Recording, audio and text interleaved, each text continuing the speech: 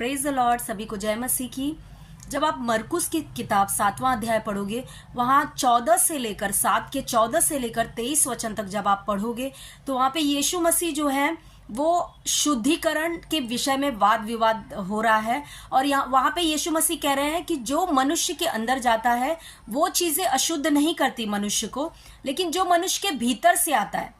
क्योंकि 22 वचन में लिखा है, 21 और 22 वचन में, कि क्योंकि अंदर से यानी भीतर से यानी मनुष्य के हृदय से, अगर आप हिंदी में पढ़ोगे तो वहां पे मन शब्द दिया गया है, लेकिन वो मन नहीं है, हृदय है।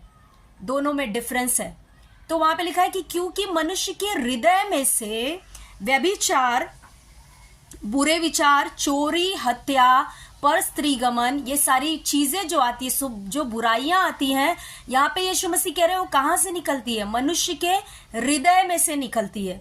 हमें कई बार लगता है कि व्यभिचार तो हाथों से या आंखों से हो रहा है, हत्या तो हम हाथों से करते हैं, चोरी तो हाथों से होती है, ये सारी चीजें हमें लगता है हम तो हाथों से करते हैं। लेकिन यहाँ पे यीशु मसीह कह रहे हैं कि ये सारी चीजों का जो स्रोत है वो आपका मनुष्य का हृदय है।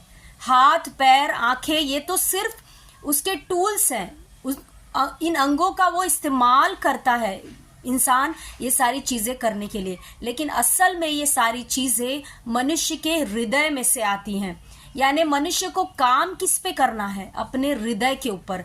कई बार हम कहते हैं कि अरे आज से मैं ये पाप छोड़ दूंगा, मैं आज से अगर चोरी कर रहा हूं तो मैं छोड़ दूंगा, आज से मैं अगर व्यभिचार में हूं तो मैं छोड़ दूंगा। कई बार हम अपने मोटिवेट होकर अपनी कोशिश से छोड़ने की कोशिश कर रहे हैं, लेकिन ये नहीं जानते कि ये जो पाप मेरे अंदर से आ रहा है वो हृदय से आ रहा है, वो बाहर का नहीं है कोई चीज, वो हृदय से है।